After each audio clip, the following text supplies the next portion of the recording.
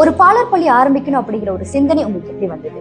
So நாம ஏன் ஒரு புதிய பாலர் பள்ளி துவங்கக்கூடாது அப்படின்னு உதயமான ஒரு ஐடியால ஸ்டார்ட் பண்ணப்பட்டது தான் நம்மளோட சன்ஷைன் கிட்ஸ்.